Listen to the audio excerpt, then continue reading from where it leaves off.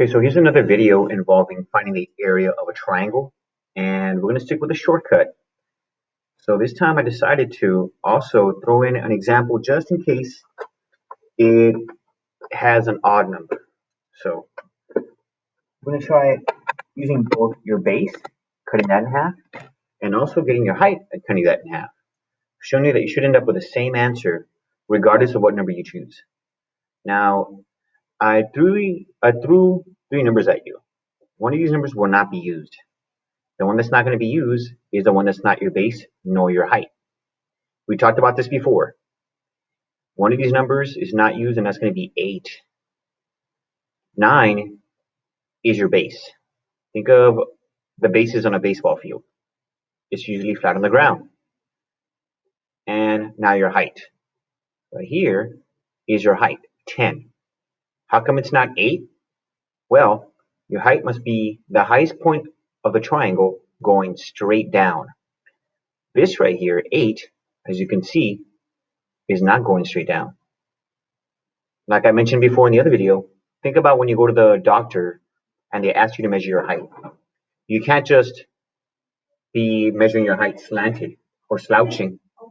What you have to do is get either your base or your height, cut it in half. So I'm going to go with 9. You know what? Let's start off with an easier one. Let's go with 10. You're going to cut 10 in half, which gives you 5. You're going to get 5 and then multiply that by 9. 5 times 9 gives you 45. And there's your answer. That's how you get the area. You can also use the formula that's given to you. But for this video, we're going to stick with a shortcut. Now let's try it the other way. Instead of getting 10 and cutting that in half, we're going to cut 9 in half. And remember, just like before, you're going to not use 8. You're only going to use 10 or 9. I'm going to go with 9. I'm going to cut that one in half.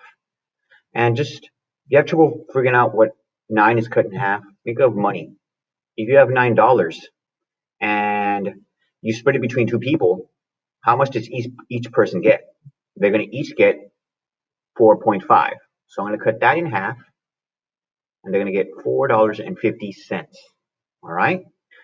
If you can't figure that out using money, well, then just do it the old-fashioned way.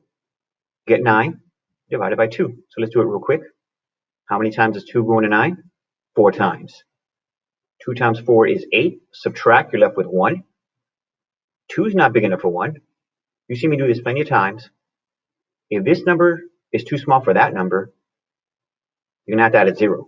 And the way we do that is by doing dot, dot, 0. Dot, dot, 0. That 0, you just added, you're going to bring down, making 1 into 10.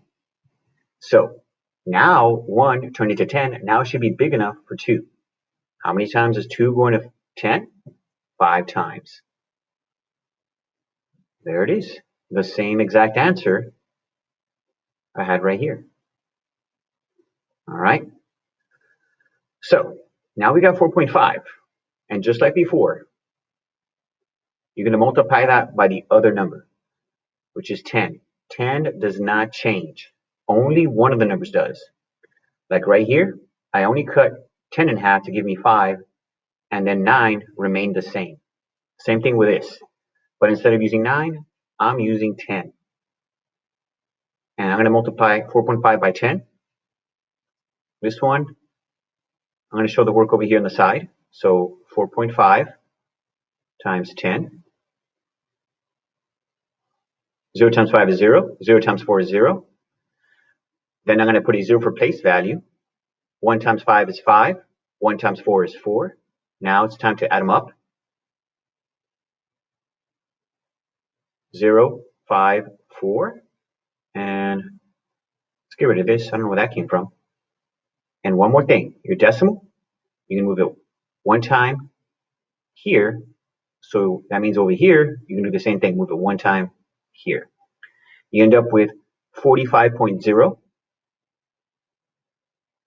All right. Same thing as 45.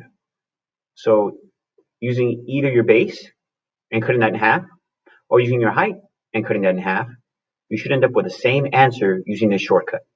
Hope that helped.